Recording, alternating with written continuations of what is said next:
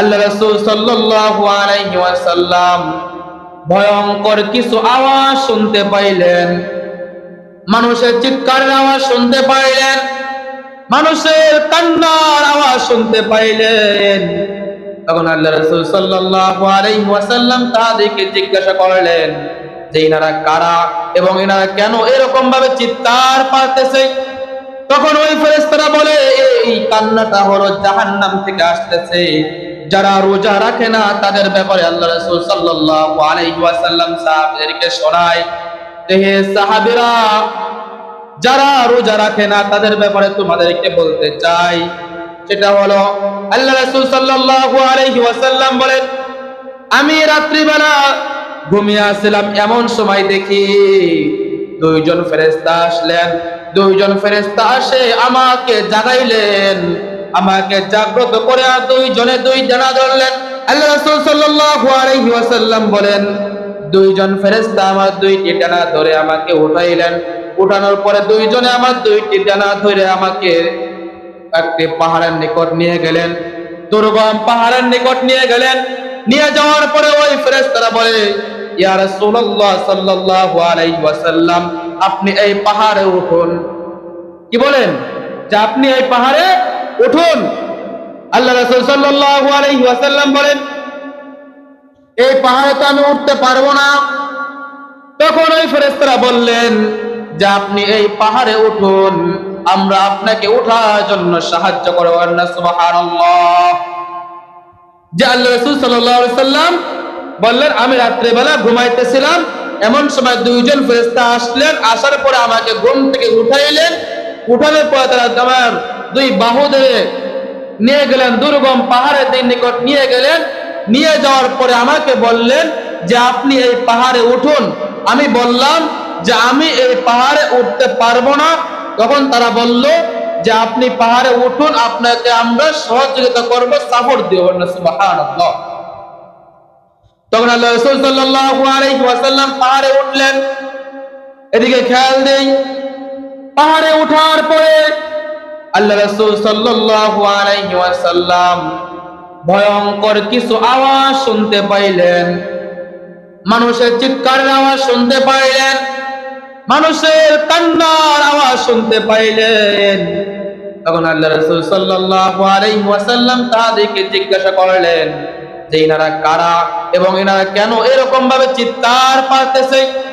তখন ওই ফেরেশতারা বলে, এই কান্নাটা হলো জাহান্নাম থেকে আসতেছে, এই কান্নাটা জাহান্নাম থেকে আসতেছে।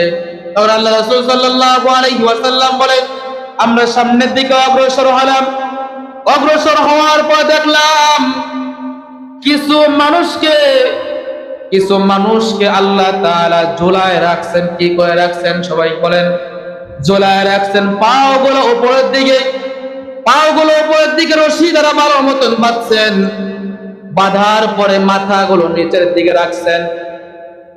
আল্লাহ রাসূল সাল্লাল্লাহু আলাইহি ওয়াসাল্লাম বলেন, তাদের পাগুলো উপরের দিকে এবং মাথাগুলো নিচের দিকে।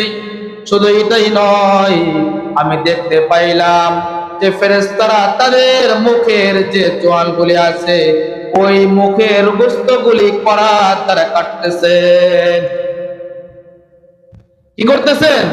মুখের চোয়াল যে গোশতগুলো আছে, এই গোশতগুলো করাত দ্বারা কাটতেছে। আল্লাহ রাসূল সাল্লাল্লাহু আলাইহি ওয়াসাল্লাম বললেন, আমি দেখলাম এই মুখ থেকে অঝরে রক্ত বাহির হতে লাগলো, রক্ত নিচের মধ্যে পড়তে থাকলো। আমি জিজ্ঞাসা করলাম, ফেরেশতাদেরকে জিজ্ঞাসা করলাম, এদেরকে কেন, কি কারণে এদেরকে এরকম আযাব দেওয়া হচ্ছে?